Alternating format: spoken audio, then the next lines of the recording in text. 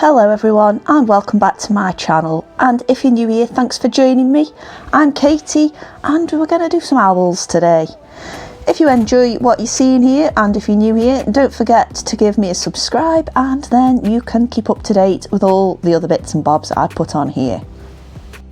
Anyway, let's get cracking with what today's video is about. So I've still got I've got loads of it to be fair, of the sample packs of Stonehenge watercolor paper, and I'd got about 4 sheets left from the previous video I did where I tested all the different watercolors out. There was 4 sheets left in there, so I thought 4 owls would be a nice thing to do on there, and it is the aqua cold press paper from Stonehenge. So yeah, owls, why not? I really like owls. I think they're a nice subject to do, and I particularly like barn owls because I remember as a child my best friend had a barn owl, and they used to just sort of bring awareness about birds of prey in the UK, and it was just the most loveliest, placid thing ever. So as you can imagine, doing these paintings evoked all sorts of lovely memories from way back then. Anyway, I've drawn all these out using liner pens, various ones, Faber-Castell as well as the uni pen, and I might have used a Sakura, I can't quite remember. And I wanted to do these on watercolour because I'm using watercolour paper, and just use all sorts of wacky colours. Now I'm really into using salt with these techniques at the moment, just to create different textures and experiment really more than anything. And I decided to buy some sea salt flakes to see if that would behave differently to regular table salt, and it does. It's really bizarre. So obviously the flakes are a lot bigger than your regular salt grains, and I suppose when it's sprinkled onto the damp paper, obviously it causes a different surface tension if the paper, I'm getting really sciencey here, if the paper's soaked enough, and as well because the actual salt itself's got a larger surface area, it soaks in more of the moisture, leaving the pigment behind in these strange little halo effects. I'm sure that made sense to me, at least. Let me know in the comments if it made sense to you.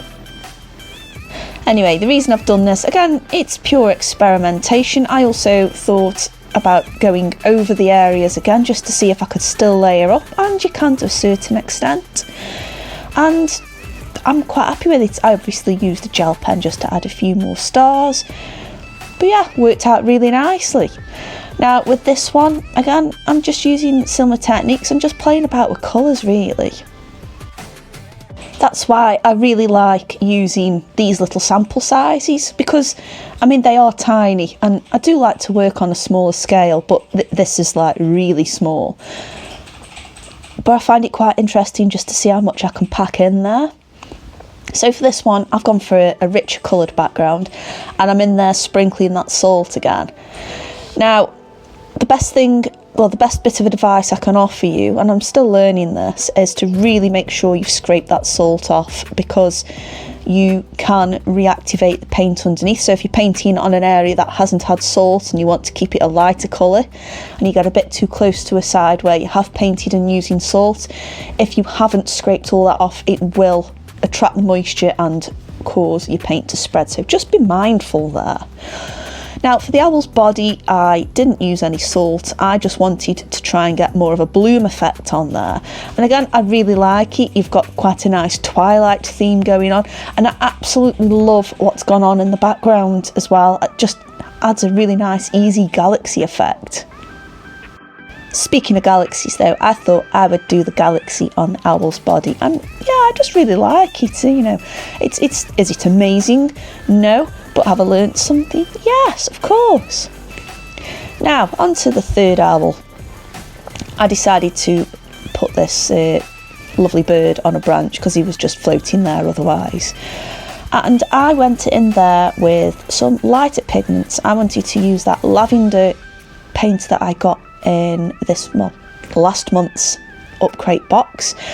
And I thought, with it being a lighter colour to work on, I would use the dirty salt that I'd used on the 2 paintings prior, because I'd noticed when scraping the salt off, it was obviously to absorb some of the pigment as well, and I was wondering if that could be reactivated or somehow influence the paint that I'd already laid down. And I do think it has.